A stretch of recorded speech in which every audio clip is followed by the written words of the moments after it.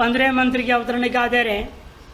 परस्य साक्ष्य रूपेण अवस्थितत्वं सनकादि ब्रह्मादि देवस्य अधिकारी पुरुषेरपि आत्मतया प्राप्यत्वं साधन चतुष्टयादि युत अस्मदादीनां मोक्ष सिद्धिं च आह। पर का, उस परमात्मा का साक्ष्य रूप से अवस्थित होने से हर एक व्यक्ति अपने साक्ष्य भाव में पहुंचकर अपने साक्ष्य स्वरूपता का अनुभव कर सकता है। चाहे सनकादि महर्षि क्यों ना हो, ब्रह्मादि देवता लोग क्यों ना हो, अन्य अधिकारी पुरुषों के समान आत्मतया प्राप्य हो सबके द्वारा। तो आज भी इसलिए जो कोई व्यक्ति साधन चतुष्टय आदि से युक्त हो जाए, ऐसे हम लोगों में से भी मोक्ष सिद्धि प्राप्त करना अनायास हो सकता है। इस बात को कहने के लिए मंत्र आरंभ होता है। सएव काले भुवनस्य गोप्ता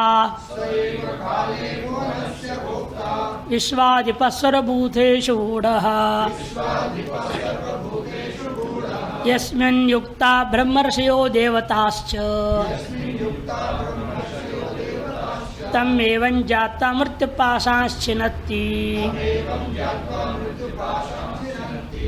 स एव काले भुवनस्य गोप्ता विश्वाधिपः सर्वभूतेषु गूढः यस्मिन् युक्ता ब्रह्मर्षयो देवाश्च तम् एवं जाता मृत्युपाशांश्छिनत्ति।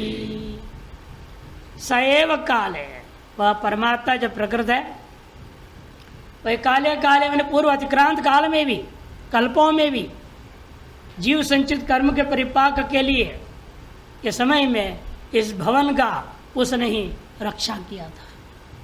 तत्त कर्मानुगुण उसने रक्षा करने वाला था। गोप्ता रक्षयिता स विश्वाधिप, वही इसलिए इस विश्व का स्वामी है और सकल भूतों में ब्रह्मा से कीट पर्यंत सभी में छिपा हुआ है, गूढ़ है।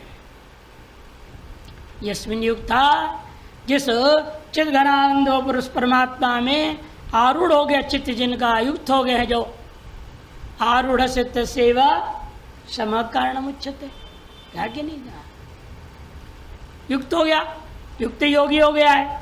तो के कौन? जैसे ब्रह्मर्षि सनकादि लोग और देवता लोग, ब्रह्मा से सभी कभी सभी देवता लोग लो, उसी ईश्वर को तमेव ज्ञाता, उस ईश्वर को जान करके मृत्यु पाशांश्छिनत्ति, मृत्यु का रूपा जो पाश है अर्थात अविद्या है, इस अविद्या को वो नष्ट कर लेते हैं। भाष्य सएवेति, सएव प्रकृत पुरुष परमात्मा, वही प्रकृत जो परमात्मा है। काले मने अतीत कल्पेशु, पूर्व कल्पों में भी जीव संचित कर्म परिपाक समय भुवनस्य गोप्ता, जीव संचित कर्मों के फल भोग का समय आने पर सृष्टि का निर्माण करता है और सृष्टि की रक्षा करता है, और इस ढंग से रक्षा करता है तत्व जीवों के कर्म के अनुरूप फल देने योग्य उसकी सारी व्यवस्था प्रदान करता है। तत्त कर्मानुगुणतया रक्षिता भवति। कौन है वो ऐसा? विश्वाधिप, विश्वस्य स्वामी, विश्व का मालिक है। और सर्वभूतेषु गूढ़ा ब्रह्मादिस्तम पर्यंतेषु साक्ष्य मात्र अवस्थित, साक्ष्य मात्र रूपेण ब्रह्मा से स्तंभ पर्यंत सभी में वह विद्यमान है। यस्मिन् चिद घनानंद उपशी परे युक्ता ऐक्यम प्राप्त, जिस चिद घनानंद परमात्मा स्वरूप में एकता से ऐक्यता को प्राप्त कर लिए हैं। कौन प्राप्त किए? ते के ब्रह्मर्षि सनकादि लोग, सनक, सनंदन, सनातन, सनत, ये जो चार है वो चारों भाई और अन्य जो ऋषि लोग एवं देवता भी, ब्रह्मादय, ब्रह्मादि लोग। ये आपके प्रधान 1:4 में कहा ना, यो देवानाम प्रत्युत तथा ऋषिनाम तथा मनुष्याणाम, 1:4 में आया। तो सभी के सभी जो कोई भी साधु चतुष्ट संपन्न हो जाता है उस तमेव ईश्वर ज्ञाता, इस ईश्वर को जानेगा। कैसे जानेगा? ब्रह्म अहम अस्मीति अपरोक्षीकृत्य, वह ब्रह्म मैं हूँ, इस प्रकार से अपरोक्ष करने के अंतर मृत्यु पाशात मृत्यु मन अविद्या, अविद्या तमरूपादेश्च, तमरूपादि हैं वे ही है पाशा इव पाशा, पाश्यन्ते थे पाशावा, तो पाश के सन बांध देते इसे उनको पाश कर दिया। मृत्युर्वै तम इति श्रुत है, बृहदारण्यक 1:3-28। तत्कार्य काम कर्म, उस अविद्या का कार्य है क्या? कामना और कर्म में प्रवृत्त कराना। उन सभी को छिन्नति मैं नाशयति, ऐक्य रूप प्रकाशाग्निना दहती, ऐक्य रूपी प्रकाशात्मक अग्नि से अंधकार रूप अविद्या नष्ट हो जाती है। परस्य अत्यंत सूक्ष्मतमत्वम आनंदातिशयवत्वम निर्दोषवत्वम जीवेषु अति सूक्ष्मतया स्वरूपेण अवस्थितत्वम सर्वस्यापि सत्तादि प्रदत्तया व्यापित्वम तदेकत्व ज्ञान पाषाणिंच दर्शयति। अभी तक कभी सारी बात को एक मंत्र में सारभूत ने कथन कर दिया, पर अत्यंत सूक्ष्म है ये बताना चाहते हैं। अति सूक्ष्मतमत्व, दूसरा आनंदातिशयवत्व, तीसरा निर्दोषवत्व, और जीवों में सभी में गूढ़ है, छिपा हुआ है, अति सूक्ष्म होने से स्वरूपेण अवस्थित है और सभी को सत्ता स्फूर्ति प्रदान करता हुआ सर्वव्यापक वो है और उसके एकत्व ज्ञान से पाशहानि होती है। इतनी बातें कह दी गई थी, उन्हीं को सार संक्षेप करते कह रहे हैं। घृतात् परम मंडमिवाति सूक्ष्मम् ज्ञात्वा शिवं सर्वभूतेषु गूढ़म् विश्वस्यैकं परिवेष्टितारम् ज्ञात्वा देवम् उच्यते सर्वपाशैः।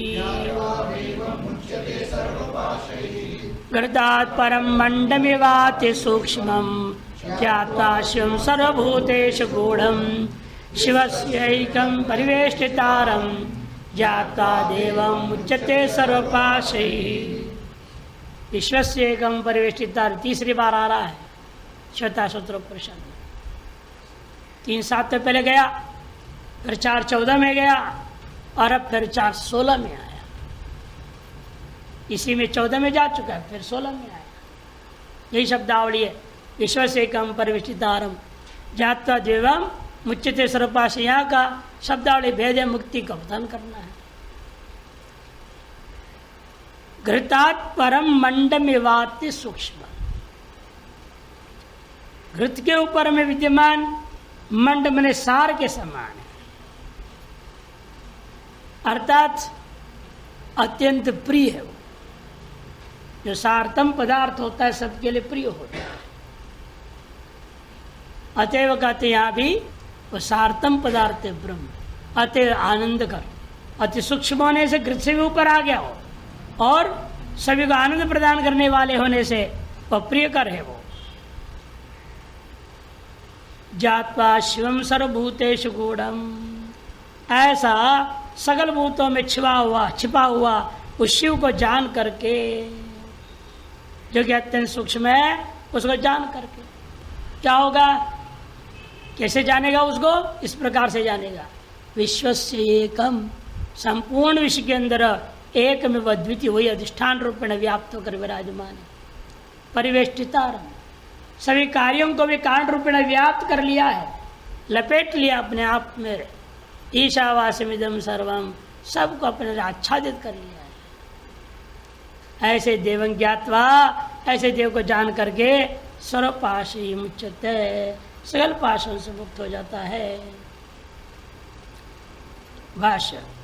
घृतात् की पंचमी को शब्द घृतो परि विद्यमानम, घृतात् परम का मतलब है घृत के ऊपर में विद्यमान। क्या है? मंडम मने सारः। तद्वताम अति प्रीति विषय, तद्वान पुरुष गए अति प्रीति का विषय होता है। मक्खन प्रिय है या घी प्रिय है लोगों को? मक्खन ज्यादा प्रिय होता है, घी से ज्यादा प्रिय तो मक्खन होता है। इसलिए कहते घृत से ऊपर पहले मक्खन ही आता है। मक्खन के बाद घी बना लो, उससे मक्खन से घी बना लेते हैं।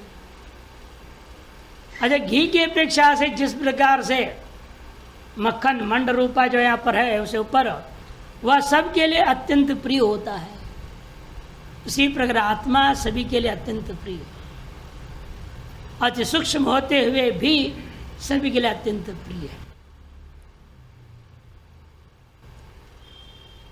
तथा मति प्रीति विषय यथा इव मन यथा मंडम इव इव मन यथा, तथा ठीक उसी प्रकार से मुक्षुणाम अतिसार रूप आनंद प्रदत्वेन निर्तिशय प्रीति विषय परमात्मा से मुक्षुओं के लिए अतिसार रूप है, वो आनंद प्रदायक है, वो निर्तिशय प्रीति के विषय होने से वह परमात्मा ठीक उसी प्रकार से घृतसारवद आनंद रूपेण अत्यंत सूक्ष्म, घृतसार के समान आनंद रूपेण अत्यंत सूक्ष्म है।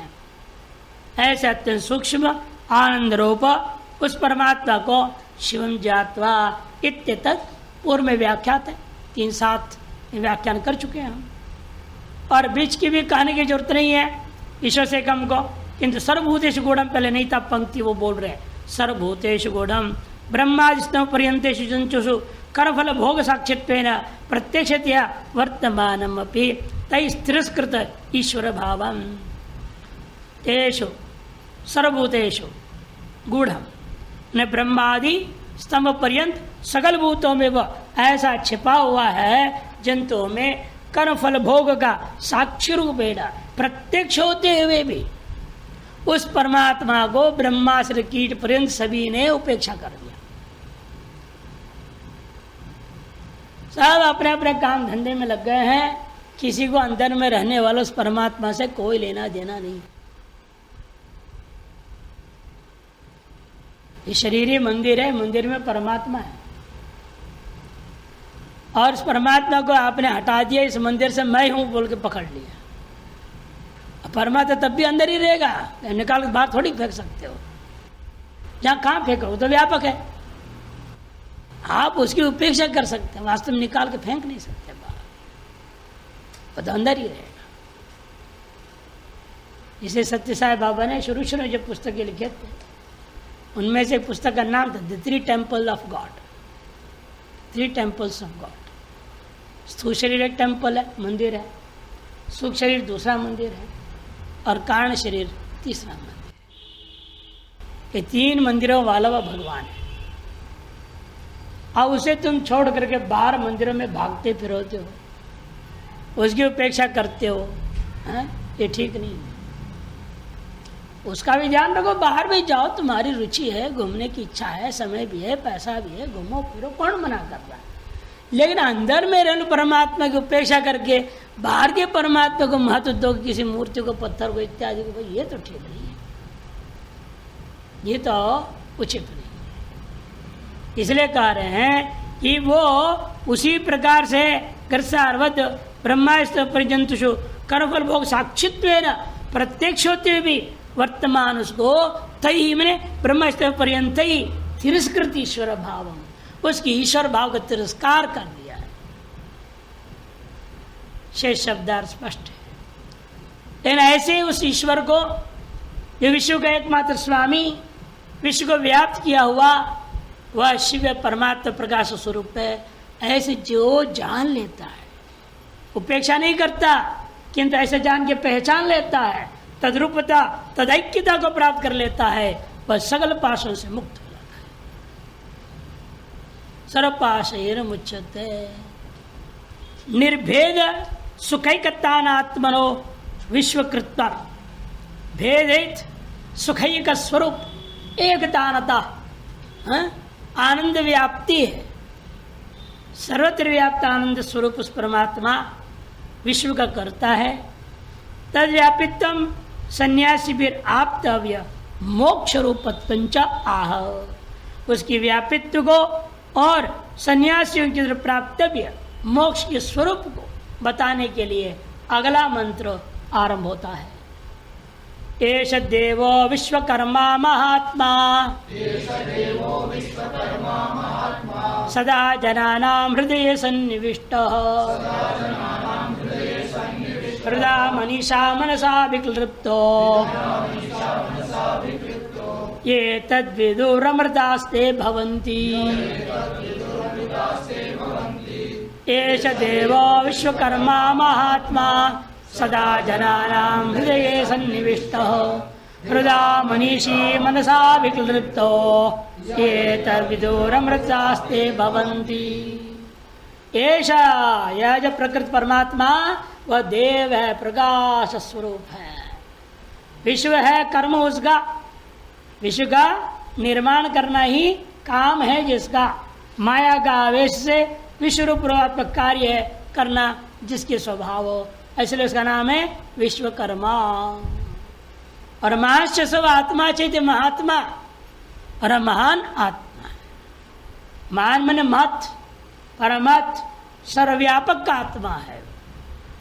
और वह सर्वदा सदा मने सर्वदा जनानाम हृदय, इन सगल के भूतों के हृदय में, परम आकाश में, जो हार्दाकाश कहा जाता है, हार्दाकाश और गुफा के अंदर हो वह विराजमान है, सन्निविष्टा, सम्यक निविष्टा प्रविष्टा मैंने सम्यक स्थिता इत्यार्थ। उसको मुख्य क्या करें, कैसे जाने, कैसे पहचाने? जो अंदर घुस के बैठ गया है, हाँ? बाहर के चोर को पकड़ना बड़ा आसान होता है, इन घर का भीतर घुसा हुआ जो चोर है, अपना होकर के वो घुस गया, दामाद बन के आ गया, या बहू बन के आ जाए और चोर हो, तब उनको पहचाना बड़ा कठिन काम है। कैसे पहचानोगे उनको? अब बेटा ही चोर हो जाए तो क्या कर लो? पता भी लग जाए कि जेल भेज दोगे, मुश्किल हो जाएगा। एक घर की कहानी है, ऐसे ही हुआ।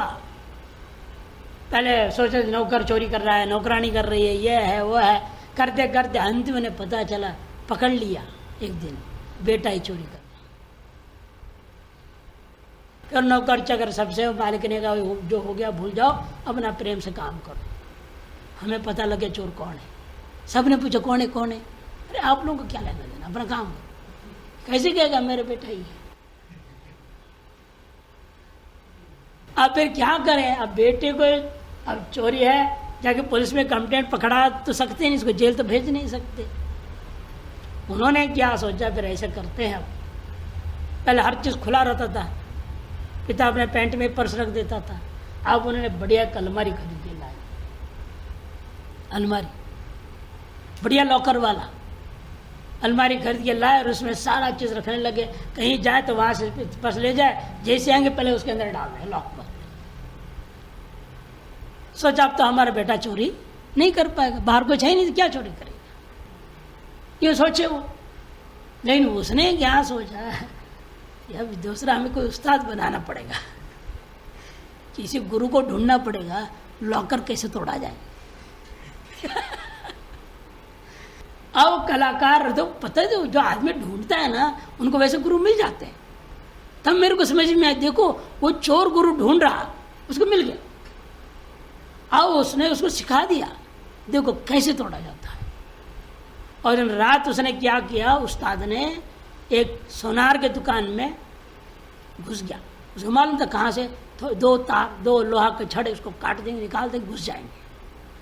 घुस करके उसने वहाँ दिखा कैसे लॉकर को तोड़ते हैं, ऐसे ऐसे करना पड़ता है। और यूँ कर एक झटका दो, फड़क से खुल जाएगा।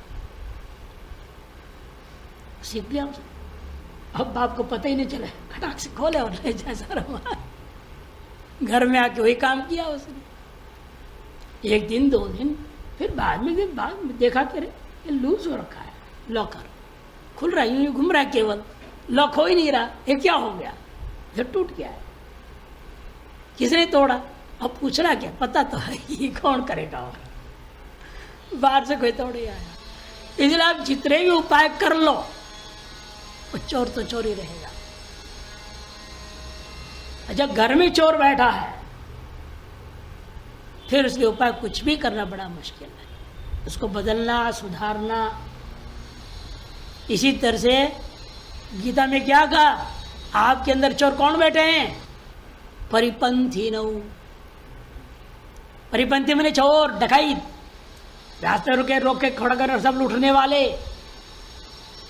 कामयेश क्रोधेश रजोगुण समुद्भव महाशनो महापाप्मा विद्येनम वैरिणम। ये हमारे असली शत्रु, असली चोर है। ये काम और क्रोध अंदर बैठे हुए और इतने गहराई में है, वो पकड़ना मुश्किल है, जड़ से उखाड़ना मुश्किल। लेकिन जिस दिन आप इस बात को समझेंगे, हृदय मनीषा मनसा विक्लृतो, हृदय से नेति रीति इत्याकार वृत्ति से, नेति रीति इत्याकार वृत्ति से, बुद्धि वृत्ति से, मनीषा भी, मनीषा क्या होती है? पुरुषार्थयम, अपुरुषार्थ में ईश्वर विवेक कर लिया और काम क्रोध आदि को त्याग देता है, अनात्मा को त्याग कर आत्मा की ओर ही चलता है। मनसा विक्लृप्तो, विचार साध्य एकत्व ज्ञान के द्वारा विक्लृप्त प्रकाशित हो जाता है जीव ब्रह्म एकत्व स्वरूप। यह तद्विदो, जो इस प्रकार इस ब्रह्म को जानेगा, ते अमृता भवंती, वे अमृत भाव को प्राप्त हो जाएंगे। भाष्य एष प्रकृतो देवो, एष मने प्रकृता, देव मने द्योतनात्मक प्रकाश स्वरूप, विश्वकर्मा महदादि विश्वं कर्म क्रियति कर्म व्युत्पत्ति कर लेना, कर्मणि व्युत्पत्ति, क्रियते इति कर्म, क्या करता है? विश्व को करता है। विश्वं क्रियते इति विश्वकर्मा। माया आवेशाद विश्वरूपम कार्यम अस्य, माया का आवेश को लेकर के विश्वात्मक कार्य करता है, जो जिसका कार्य है वह से कहा जाता है विश्वकर्मा। और कैसा हो परमात्मा? मानचसो आत्मा इति महात्मा मैंने सर्वव्यापी इत्यर्थ। सदा सर्वदा जनानां हृदये परमे व्योम्नि हृदयाकाशे जलाद्युपाय से सूर्य प्रतिबिंबबद्ध निविष्ट सम्यक स्थित इत्येतात्। सभी जीवों का हृदय में, परम आकाश में, जिसको हृदयाकाश कहते उसके अंदर हो, जलादि उपाधि में जैसा प्रतिबिंब रूपेण परमात्मा सूर्य दिखता है, उसी प्रकार से इस हृदय रूपी गुफा के अंदर बुद्धि रूपी उपाधि में प्रतिबिंब पड़ा हुआ परमात्मा अनुभव में आता है। कैसे अनुभव में आएगा? सैव साक्षी रूपेण, उसको सर्व साक्षी रूपेण अनुभव करना पड़ता है। इसलिए कहा जाता है आपको साक्षी भाव का अभ्यास करो। साक्षी भाव का अभ्यास करो का मतलब बैठे कुछ सोचना नहीं, वृत्ति आ रहे जा रहे, मन खेल रहा है, कुछ भी सोच रहा है, कुछ भी समझ रहा है, आप उसको देखने वाले बने रहेंगे, उसके साथ मिलजुल कर बहेंगे नहीं, उसे अलग रहे। तो मन बुद्धि अहंकार आदि वृत्तियों को मात्र देखता हुआ बैठे रहना है। और समय यदि किंचित भी उसके साथ आप तादाद होने लगे, तुरंत कहना है ये मिथ्या है, ये मिथ्या है, तो तादाद नहीं होगा, ठीक अलग हो जाओगे, फिर साक्ष्य भाव में लौट जाओगे। इसलिए मनादि को भी अनात्म दृष्टिया देखते रहना, यही साक्ष्य भाव है। उसके लिए तरीका बता दिया था पहले भी एक बार मैंने, ये दिखता है किंतु है ही नहीं, ये दिमाग में बिठाओ। ये जगत दिखता है किंतु है ही नहीं, मन दिख रहा है, मन की वृत्ति चल रही, दिखता किंतु है ही नहीं, बुद्धि है कुछ निश्चय करके उठा पुटा कर रही है, वो भी है ही नहीं, दिखाई दे रहा है किंतु है ही नहीं। अहंकार मैं कर रहा है, वह भी दिखाई दे, अहंकार आत्मिका वृत्ति दिखाई दे रही है, लेकिन वास्तव में है ही नहीं, दिखता है किंतु है नहीं। ये पक्का अभ्यास करना पड़ेगा, तब साक्ष्य भाव पक्का होगा। इसके बिना कहने के लिए हम साक्ष्य भाव के मेडिटेशन कर रहे हैं, लोग बोलते हैं, हम कई लोगों को सुनते हैं, कई वर्षों से कर रहे हैं, लेकिन जहाँ थे वहीं है, एक कदम आगे नहीं बढ़े। कारण समझे ही नहीं साक्ष्य भाव में अवस्थिति का अर्थ क्या है। साक्ष्य भाव में अवस्थित होने का मतलब विषय और वृत्ति के साथ तादात्म्य ना होना, उसके साथ, उसकी वृत्तियों के साथ, विषयाकार वृत्ति के साथ बह नहीं जाना, अलग रहना, वो साक्ष्य भाव इसलिए उसके लिए दिखता है किंतु नहीं है कहे बिना आप अलग नहीं हो पाओ, और दिखता और सच हो जाए तो आप उसके साथ तालमेल हो जाएंगे, एकीभूत हो जाए, तादाद हो जाए, राग द्वेष ग्रस्त हो जाओ। इसलिए कहते हैं हृदय स एव साक्षी रूपेण। हृदय, हृदय कैसे बन गया शब्द? ह्री हरणे धातु से, ह्री हरणे इति स्मरणात् हरतीति हृत, हरतीति हृत, हरतीति हृत ये बनेगा। ह्री हरणे धातु है ना, हरतीति विग्रह कर दो, ह्री धातु से क्या होगा? पिप, स्वरा पर लोप, तो पिप होने से क्या होगा? तुक आगम, ह्रस्व से प्रतिकृति तुक, हृत बन गया। हृत का तृतीय क्वेश्चन चला हुआ, हृत हृद बने है ना, हृदय हृदय हृदय, इस हृदय तृतीय में हृदय, हृदयाम हृद भी, इसे हृदय मनीषी तृतीय के क्वेश्चन। मूल प्राथमिक हृत बन जाता है। हरज हृद तेर इति हृदय। हृदय का तात्पर्य है नेति नेति इति निषेधोपदेशेन, नेति नेति इस निषेध उपदेशाकार वृत्ति बना करके मनीषा, अयम पुरुषार्थो, अयम अपुरुषार्थो, अयम आत्मा, अयम अनात्मा इत्येतया विवेक बुद्धिया, एतादृश विवेक बुद्धि बना लेना। नेतृत्य इत्यादि निषेधोपदेश की सहायता से आत्मा अनात्मा है कि नहीं, पुरुषार्थ पुरुषार्थ का विवेक कर लेना। तार्श विवेक पूर्वक हो मनसा विचार साध्यकत्व ज्ञानेन, विचार मात्र साध्य जीव ब्रह्म एकत्व ज्ञान के द्वारा अभिक्लृत प्रकाशितो, क्या प्रकाशित हो गया? अखंडैक रसत्वेन अभिव्यक्त, अखंडैक रस एक में ब्रह्म स्वरूप में हूं, इस प्रकार का अभिव्यक्ति हो जाना। ऐसे अभिव्यक्ति जिन लोगों को हो जाए, ये जना साधन जो संपन्ना संन्यास, जो लोग साधन चतुष्टय से संपन्न है, ऐसे जो सन्यासी है, फिर ये तत्, ये तत्व मने तत्वम, इस तत्व को, कौन सा तत्व है वो? तत्वमस्यादि वाक्य प्रतिपाद्य एक रूपम अखंडैक रसमिति, तत्वमस्यादि वाक्य द्वारा प्रतिपाद्य जीव ब्रह्म एकत्र रूपा अखंडैक रसता, यही आपके जो है तत्व है। उस तत्व को यावद विदुहु, जब पूर्ण रूपेण अनुभव कर लेते हैं। कैसे अनुभव करते हैं? उनकी पूर्ण अनुभव स्वरूप क्या होगा?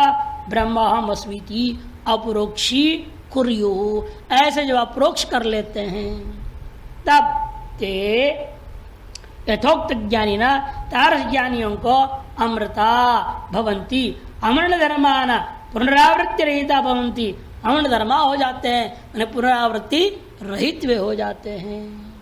इत्यर्थ। कालत्रयेपि मुक्तौ प्रलयादौ च परमात्मा कूटस्थैव। कालत्रय में भी, जागृत स्वप्न सुषुप्ति तीनों ही कालों में, अथवा सृष्टि स्थिति और लय प्रलय इन तीनों ही कालों में, तथा मुक्ति में, प्रलयादौ च परमात्मा कूटस्थ इति। कालत्रय की व्याख्या इन्होंने कहा मुक्तौ प्रलयादौ, आज से प्रलय, आज से क्या लेना? सृष्टि और स्थिति, सृष्टि स्थिति प्रलय एवं मुक्ति, इन चारों ही अवस्थाओं में यह परमात्मा कूटस्थ रहता है। यदि निश्चयात, ऐसा निश्चय करने से जागृत स्वप्न योरपि भ्रांत्या सद्वितीयत्वभास, तब निश्चय हो जाएगा आपको जागृत और स्वप्न भी हमारी खुद की भ्रांति के कारण से अपने ही आत्म स्वरूप में सद्वितीयत्व का भ्रम हो रहा है। वस्तुतस्तु सदा निर्भेद एव, वस्तुतस्तु आप सदा अद्वितीय ही है, द्वितीय कभी हो ही नहीं सकते। इसी बात को समझाने के लिए अगला मंत्र आरंभ होता है। यदा तमस्तन्न दिवान रात्रिर न सन्न चासन शिव एव केवलः तदक्षरं तत्सवितुर्वरेण्यं प्रज्ञा च तस्मात् प्रसृता पुराणी यदा तमस्तन्न दिवान रात्रिर् न सन्न च सं शिव एव केवलः तदक्षरं तत्सवितुर्वरेण्यं प्रज्ञात तस्मात् प्रसता पुराणी। यदा, जिस अवस्था में आप अपने स्वरूप को प्राप्त करके अविद्या रूपी अंधकार रहित हो जाते हो, आतमस्क स्थिति आ जाती है, तमो रहित, अविद्या रहित पूर्ण आत्म स्वरूप की स्थिति प्राप्त हो जाती है। जब तब क्या होता है, तब आपके लिए दिन नहीं रह जाता, रात्रि नहीं रह जाती, न सत्य है न असत्य है, फिर क्या है, शिव एव केवलः। सब कुछ शिव, ये कल्याण स्वरूप ही है। वो शिव, ये शिव जी नहीं लेने, हाथ पैर वाला भस्मधारी श्मशानवासी वो नहीं लेने का। यहाँ शिव एव केवलम ने कल्याण स्वरूपमेव केवलम भवति आत्मस्वरूपमेव। एक अव्यय शिव कल्याणे, शिव कल्याणे, शिव एव केवलः। यहाँ शिव से उसको ब्रह्म को क्यों ले रहा हूं कि आगे क्या कहा, तदक्षरम। इसे सगुण साकार शिव को नहीं ले सकते, ये अक्षर है। तत्सवितुर्वरेण्यम, तद अक्षरम, वह जो अक्षर है उसको तत्व तत्पद लक्ष्य जो सविता है, आदित्य मंडलाभिमानी पुरुष है, वह वरेण्यम संभजनीयम। अतः प्रज्ञा जो गुरु उपदेश से प्राप्त तत्व से आदि वाक्य जन्या जो बुद्धि है वो उसको ही एव तस्मात् प्रसता पुराणी। नित्य विवेकादि मत्सु, नित्य विवेकादि वाले सन्यासियों में निरंतर एक पुरानी वृत्ति चलती रहती है, प्रसृता प्रवाहिता भवती। अखंडाकार ब्रह्म ब्रह्मास्मि हम ब्रह्मास्मि इत्याकार वृत्ति सदा ही चलते रहता है। यदा यस्याम अवस्थायाम, जिस अवस्था में अतमो न तमो अस्य इति, अतम न विद्यते तमो अस्य, जिसमें भी जब और अंधकार अविद्यालेश भी नहीं रह गया, इत्यतमः अर्थात तत्तमस्यादिवाक्य जिन ज्ञानेन दीप स्थानीयेन दग्ध अविद्या तत्कार्य रूप तमस्कत्वात् तदा तत्काले। क्योंकि तत्तमस्यादिवाक्य जिन ज्ञान रूपी दीपक स्थानीय प्रकाश के द्वारा दग्ध अविद्या तत्कार्य रूपा अंधकार रहित तमस्कत्वात्, अंध अविद्या तत्कार रूपी दग्ध है तमो स्वरूप जिसका, ऐसा जो स्थिति वाला जो मुमुक्षु होगा उसके तदा तत्काल है, उस काल उसको यह न अनुभव होता है, न दिन न रात्रि है, न दिवा दिवारोपी नास्ति न रात्रि तदारोपोपि नास्ति। सर्वत्रनुषंगा नास्ति थी, वह दिन रात आदि का अध्यारोप जो चलाया हुआ था वह अध्यारोप उसके लिए समाप्त हो गया। न सन न सत्तारोपोपि नास्ति न सन अभाव आरोपोपि नास्ति, तरी तत्व सर्वत्र शून्य में वह दिन रात नहीं, सद असद नहीं, कुछ भी नहीं, फिर है क्या। पूर्व पक्षी कहता है सर्वत्र शून्य ही मानना पड़ेगा। शून्य जातम यदि बौद्ध मत आदि विषय में आशंक्य, फिर तो बौद्ध मत का प्रवेश हो जाएगा यहाँ पर। ऐसा आशंका करने पर कहा नहीं नहीं, शिव एव केवल, शून्य नहीं है, कल्याण स्वरूप ही है, आनंद रूप ही है। शून्य में आनंद भी नहीं है ना, ये तो आनंद स्वरूप है। शिव एव शुद्ध स्वभाव न शून्यमिति निपातार्थ। देखो इसे शिव शब्द या निपात है, शिव कल्याणे अभे निपात है, यही निपात का अर्थ है शिव शब्द का। निपात का यही अर्थ है, शुद्ध स्वभाव है, वहां शून्य नहीं है, केवलो अविद्या विकल्प शून्य। केवल का मतलब क्या, अविद्या और अविद्या उपस्थापित द्वैत से शून्य है, ये केवल का अर्थ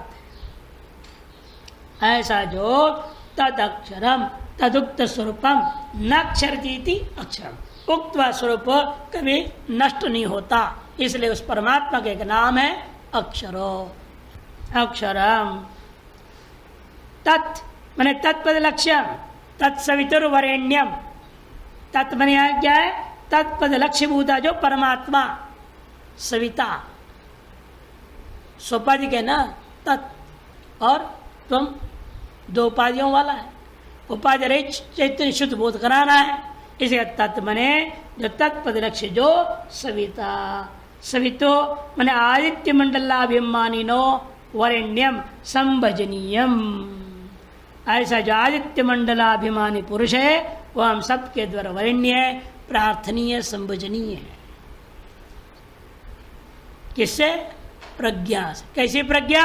गुरु उपदेशात तत्वमय वाक्य जन्या बुद्धि ही। गुरु उपदेश से तत्वमस्यादि वाक्य जन्य जो बुद्धि है उसका नाम यहाँ प्रज्ञा। और चकार का अर्थ एवकारार्थ। तस्मात् शुद्धत्व है तो इसे शुद्धत्व के कारणीभूता प्रसरता नित्य विवेकादि मत्सु संन्यासीषु, नित्य विवेकादि सन्यासियों में जो प्रसरता मने व्याप्ता। क्या व्याप्त है? पूर्णत्वाकारेण व्याप्त। पूर्णत्वाकारेण व्याप्त हुआ।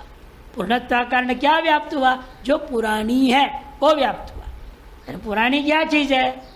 यदि ब्रह्मांडम आरभ्य परंपरा प्राप्त अनादि सिद्धा। ब्रह्मा जी से आरंभ करके परंपरा के द्वारा अनादि सिद्ध जो जीव ब्रह्म ऐक्यत्व है उसकी प्राप्ति यहां पर कहा जाता है पुराणी। कूटस्थ से ब्रह्मण ऊर्ध्वाशु दिक्षु केनापि अपरिग्राह्यत्वम अद्वितीयत्वात् केनापि अतुलितत्वम कालादि काल दिगादि अनवच्छिन्नतया अनवच्छिन्न यशोरूपत्वम चाह अनवच्छिन्न यशोरूपत्वं च आह नैनम इत्यादि ना। तो जो कूटस्थ ब्रह्म है ऊर्ध्व अध पूर्व पश्चिम उत्तर दक्षिण आदि 10 दिशाओं में से किसी भी दिशा में केनापि किसी भी साधन के द्वारा वो ग्रहण करने योग्य नहीं है। अपरिग्राह्यत्व कारण क्या है? अद्वितीयत्वात्, कि द्वितीय है ही नहीं, कौन ग्रहण करेगा? कोई दूसरा हो तो वो ग्राही बनेगा, ये ग्राहक बन जाएगा। जब दूसरा ही नहीं ग्राहक भाव खत्म हो गया। केनापि अतुलितत्वंच, और किसी के उपमा भी नहीं दे सकते। उसके सदृश इसके सदृश कैसे होगा?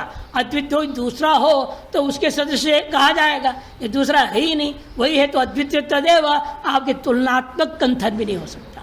ये चंद्रमा के समान पूर्ण गोल गोल है ब्रह्म, ऐसे बोलेंगे क्या?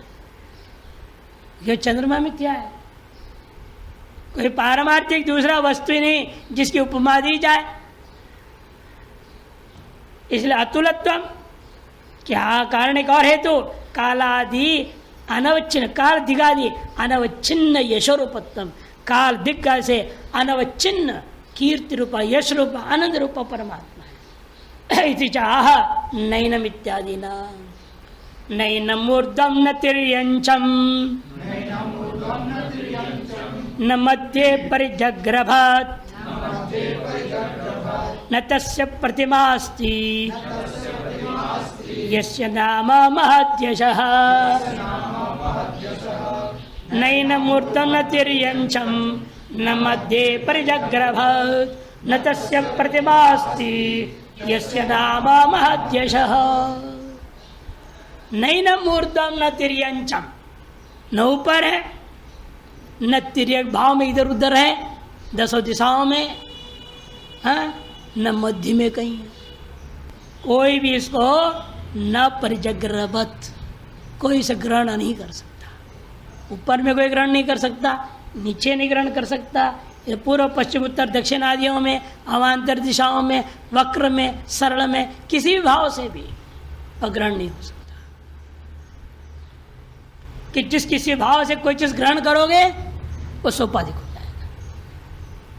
कि उपाधि के बिना आकार नहीं है ना। जो भी आकार आप ग्रहण करोगे मन सोपाधिक हो जाएगा।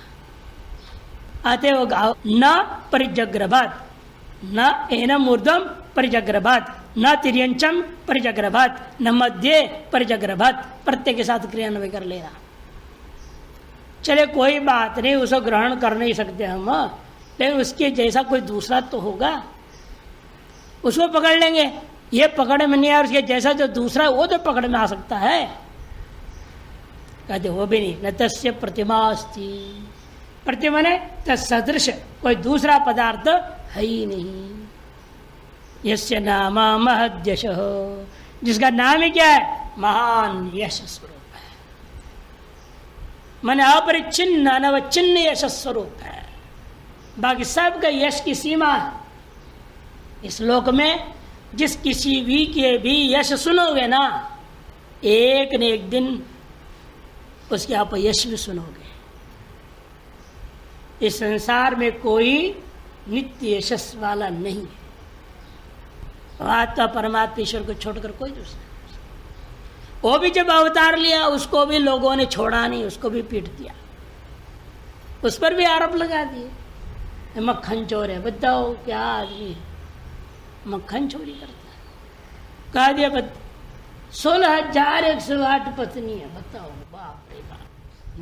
यह एक पत्नी से आदमी परेशान है और कृष्ण 16,108 पत्नी बना रहे हैं। कैसा महान भोगी है वो, जो दोष देने वाले देते हैं। एक स्त्री का भोग से संतुष्ट नहीं है।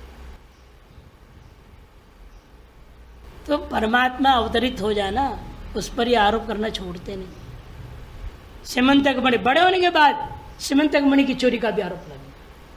कहा दिया बचपन से ही इसकी आदत है मक्खन चोरी करने की, इसलिए इसी ने सीमंतक मणि चोरी किया है। आदत है बचपन से उसको चोरी करना।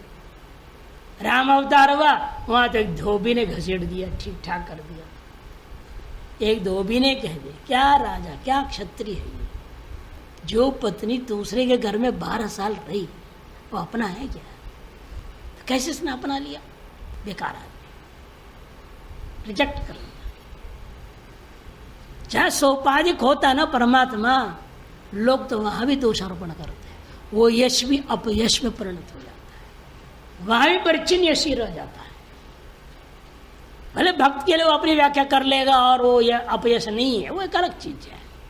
भक्त भक्त है, अपने भाव में रहता है। तार्किक तो कहेगा देखो भाई, सोपाधिक होते ही उसके भी यश में अंत आ गया, अपयश आ गया। अतः ब्रह्म हम निर्गुण लेंगे, जो अवतार आदि से रहित है, वहाँ यश कभी अंत वाला नहीं हो सकता, व्यापक यश है। से महद्यश